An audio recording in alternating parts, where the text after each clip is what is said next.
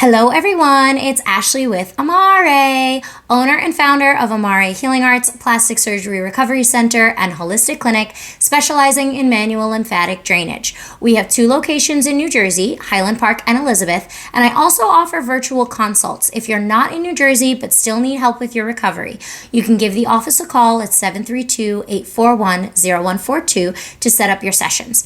We have our post-op shop where we offer post-op supplies like lipofoams and BBL pillows, and I teach you guys how to use those products with the videos that we have on our product page. That's amarepostopshop.com. We also have our online courses where I teach you guys what massages you would need after plastic surgery, when to get your massages, who to get them from, what the lymphatic system is, what lymphatic massages actually are, and all the research that you would need on your post-op massages and finding a lymphatic therapist. All of these links are in our bio as well as in the description boxes, so you guys can go and check that out. I will see you guys soon. Ashley with Amare. Bye. Oh, Ashley with Amare. So today we are going to be talking about the dreaded FUPA. Yes, guys, what the FUPA? What is a FUPA? Okay, ladies, let me tell you something, please. When you start having a lower pelvic region right over your pubic bone swelling, do not accept that as normal. There is a problem going on. Mind you, even if you had liposuction in that area, yes, it will swell. But to the point where it looks like you have a penis, that is not acceptable. And it is completely fixable. So, this topic was sparked today by a client who told me that she is 4 weeks, or 3 weeks, and told me that her doctor told her, oh yeah, it's normal. It's going to be swollen like that for months. Guys, not acceptable. So for you guys listening on the podcast, this video is on Instagram. If you want to watch me record this video, a lot of our other videos are on Instagram. They will shortly be coming to the podcast, but for right now, this is where we're at. So FUPA. What does it stand for? I am going to do a video on all of this like surgery slang, like dog ears and all kinds of things like that you guys, have these words for. Swell hell, like all this crazy stuff, right? So FUPA. Fat upper, in medical terms we say pelvic area, FUPA. Out there in the post-op world, you guys say fat upper, boop, like the other word for a cat, area. Trying to keep it as PG as we can here. So, yeah, that's what you call it, right? Fat. All right, let's establish real quick. It's not fat, it's swelling. It may have been fat before surgery, but post-op, liposuction, tummy tuck, post-op, that is swelling. So, how does it get there? Well, we already covered liposuction, right? If they lipo your lower pubic bone, your lower pubic region, it's going to swell. Okay, fine. If you get a tummy tuck, they're cutting right there in that area. Your swelling is going to go above and below your tummy tuck incision. Hint, below pubic region area, swelling. Now, this swelling does not just sit on the outside and the top of your pubic region. It will be your entire pubic area, like the whole thing, all the way around in there, that's going to be swollen. And we're going to talk about a couple other little sensitive things in here too, like your cycle and how that's affected by surgery, and things like that. But no, this is not normal. This is not, they told her it was normal. Guys, I say it all the time. Just because it's a common occurrence in the post-op world, like the illegal squeeze massage pushing blood out of you, and the recovery houses that are not registered as businesses, where if you call 911, they can't find you, just because it's normal happening, quote-unquote normal, common, does not mean it's normal or healthy in your body. Okay, so let's establish that. Just because it's common does not mean it's normal. No, let's debunk that real quick. Okay, so, this is something that is very easily fixable, like super fixable. It's your compression garment causing this.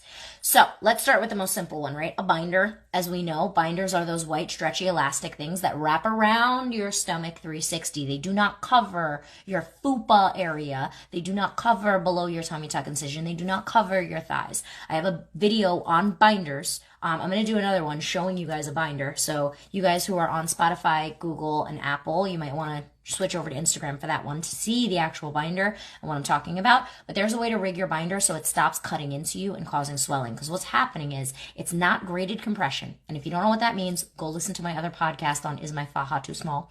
Or my videos on fajas on Instagram. It's not graded compression. So it's going to be the same size squeezing you all the way around, like a sausage casing almost, just squeezing you in there.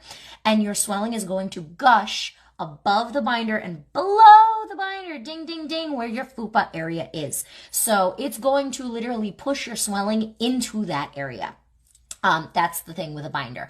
Yes, are they necessary after some tummy tuck surgery, something like that, because of the drains and things? Yes, but we can rig it, and I'll get to that in a different video so that it doesn't do that. But a binder will cause FUPA area. What else will cause FUPA area? Having a garment that doesn't have legs. You guys know what I'm talking about. Those garments that just like snap where the underwear is and don't have legs. They cut you off at the hips. Where that seam is literally trapping your major lymph nodes in your hips, causing swelling back up into your pubic region area, your FUPA area. So there is that. If you have a garment with legs, but it's super stretchy and you have no support in that FUPA area, you will swell. So swelling is from surgery, and I talk about this in every video. It leaks out into the interstitial space. What does that mean? The space between your skin and where your tissue is supposed to be, where it's not there anymore because it got suctioned out by liposuction or cut by the tummy tuck or whatever, where that tissue normally is, that interstitial space, that is just a giant hole. Swelling is filling that giant hole, filling up that interstitial space, pushing against your skin, and you're super swollen. So if we don't have proper compression or proper support in that lower pelvic region area, no matter what garment you're in, it's either cutting into you, causing the FUPA, or you have no support, like in a no-legged garment or in a garment that's really stretchy around your lower pelvic region area. And that's where the FUPA is coming from. So how do we fix it? The Amare Lipofoams. So you guys know these are our branded foams. They're made of polyurethane, not memory foam. You will not find other foams like them. And we use them for all kinds of compression rigging in your garments. I'm going to do another video on foam. I already have one. I'll do another video on the foam itself, like with tips and tricks of how to use it. But you need something covering that FUPA area. So if you go to our online shop, link is in the bio on our Instagram, or you guys can find it on our Spotify. The link is in there as well in our bio. If you go to our online shop, order a pack of foam. You are not cutting the foam. The worst thing that you guys do is put boards and like those triangles or those chunks or those pieces of foam over your FUPA area. Why is that bad? Because again, where that foam is triangulated on your FUPA area, it's ending right at your lymphatic vein, like drains, vessels in your hips. It's like pushing against it, cutting off the flow. So we use one horizontal piece on your lower pelvic region, touching your thighs all the way up to just underneath your belly button. So your entire FUPA area covered by one big flat piece of Amare foam, so that it pushes the garment, the binder, the no-legged garment away from your drains to get your fluid to start pouring back into your lymph nodes and your drains in your hips so that that starts to drain out. So that's life hack for that. If you guys have this giant FUPA problem and it is swollen and you have it for more than like 2 or 3 weeks, it's going to become fibrosis. You are not moving that much. No flow is happening down there in the FUPA area. So it's going to turn into this hard mass right over your pelvic region. Then we're going to need twice as many sessions and twice as long to reverse it back to its natural liquid state, which is swelling, which is where it came from, and then get it drained out and fix the problem that was causing the block up to begin with, turning it into that FUPA to begin with. So there's a process. If you need help with FUPA things, if it is hard and not going anywhere, if it is swollen in FUPA and it's been 3 weeks and you're like, oh my God, what the FUPA? Schedule a virtual with me. Call the office, 732-841-0142. Alex will get you set up with a virtual and we can figure out what's causing it. Because guys, you can rub that thing till the cows come home. If there is no flow, if you are blocking the flow of that swelling and it can't go back into your body due to the garment, due to boards, due to whatever, it's never going to go away. It's going to constantly be trapped there. That is a bone. It's a pelvic region bone. You are not getting much movement in that area. Even if you're walking like a mile a day, and I know you're not doing that post-op, but even if you guys are doing like a lot of exercise, let's say you're 3 months out, it's fibrosis. You're not going to get it to have that type of movement that we need. And even still, if you're still using the thing that caused it, it's going to stay. Period. It's not going anywhere. So if you need help with your FUPA area, do that. Now, second part of this video, your cycle. Ladies, I get this question all the time, or you guys freak the living hell out of yourselves because you don't realize that your cycle can be triggered by surgery. You will get your cycle 2 weeks early. You will get it a week and a half late. And when you get it, it'll be either, well, most of the time, 99% of the times, it's longer, it's heavier, and it's more painful. Why? FUPA swelling. That is why. Because your cycle, when you get cramps, a little bit of anatomy here. When you have your cycle, your hips basically micro shift a little bit and open like a slight bit, the way they do during pregnancy where they really shift. It's like barely, and you start cramping because you're having those contractions, mini baby contractions, the same way you would during pregnancy, just a lot less. Mini baby contractions as everything's falling out, right? And shedding. Here's the thing. Your body is very tiny. My body's very tiny. So, guys on the podcast, you're not going to be able to see this, but as I stand up and we look to the side, this is your hips right here, this nice big chunk, right? In between the front of your body and the back of your tailbone, your pelvic bone and your tailbone, you have your colon, you have your uterus, you have your fallopian tubes, you've got your ovaries. There's a lot in here on a regular day. You now have massive amount of internal swelling from a tummy tuck or an ab repair. You now have swelling from liposuction on top, sitting on top of your abdomen. And you're going to swell a little bit during your cycle and get internal swelling. So you've got swelling already in there pushing on it. Then you've got internal swelling that's developed because of the little crampy contractions for everything starting to shed, that little bloat that we normally get. So yeah, it's going to be a lot worse. You're going to feel it and you may not want to be in your garment for it. That's okay. But we need to get back in your garment right after it ends because that's all that time that we're losing, that you have internal swelling and interstitial swelling, right? Under the skin from surgery, interstitial swelling. And if we don't get right back into the garment after our cycle's over and we can manage with it, if we can even try to manage with your cycle and the garment, that would be the best thing possible because you now have double the amount of swelling in a very tight, tiny area between your coccyx bone, your tailbone, and your pubic bone. All of that. And then you've got swelling on top of your pubic bone, enter FUPA.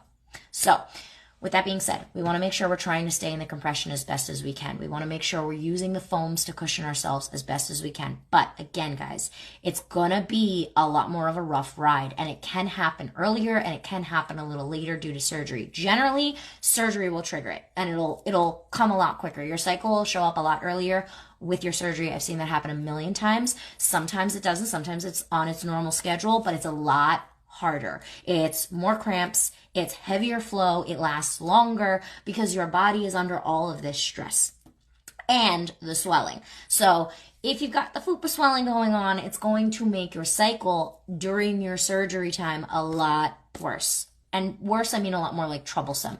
For some people, if they already have like a 3-day cycle, it's super short, and they've got like no cramping, no bloating, nothing like that, they get like a 7-day cycle. And it's manageable, but it's really heavy. So just be aware of that. And if you've got FUPA swelling going on, know that it's going to have a whole thing. Oh my goodness, Kathleen, hello. I didn't have my period for 6 weeks afterwards. That happens. As I just said, it can be a lot longer. It's okay. It's normal. That is a normal body function. That is part of the process because your body is under a lot of stress. So again, with the pressure and stuff like that in that area with the FUPA, Kathleen, I'm trying to focus here. If you guys don't know Kathleen, she has the Plastic Surgery Recovery Handbook on Instagram. For you guys listening on the podcast, you can look her up on Instagram. I do tag her in a lot of my stuff. We share a lot of each other's stuff. She is also a really great resource. But anyway, yes, it can happen before, it can happen after.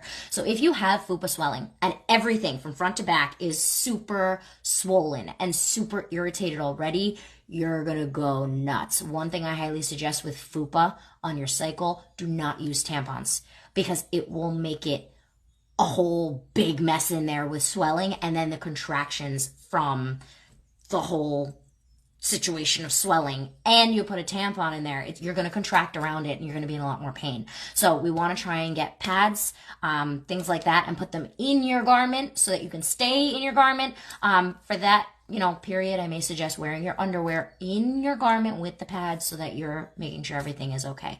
So that's the FUPA thing. But again, if it hardens, and it may not just be on top of your pubic region, it may harden like in between your legs too. I've seen that as well, to get fibrosis in between there because of the swelling. It can last months, especially if you're staying in that thing that's going to trap the swelling and trap the fibrosis. It can be years. After a tummy tuck, that whole area stays hard because you've had it all cut. So there's that. Like I said, it's not going to go anywhere if we don't stop the problem. So that's your whole cycle thing. Just be aware of that, especially if you see FUPA signs and your cycle's been off for a while. It could be the excess swelling in there causing more pressure on your body. With all of the organs in there, it's a very small space. So that's that part of it. Now, something out of left field, now that we're done talking about the important stuff. Guys, why on earth would you do cavitation on your pubic bone? Why? I have a whole video on cavitation, ultrasound, and radio frequency. We are not doing post-op. That is for when you are healed. That is for 3 months, 6 months out if you still want to tone and tighten a little bit. That has nothing to do with post-surgery and will cause instant fibrosis. Lovely lady came in to see me 3 weeks ago, had no swelling, decided she was going to go get cavitation done even though I told her not to. Got cavitation done. They did it over her FUPA. She comes back freaking out because now she's got fibrosis and a FUPA. Cavitation.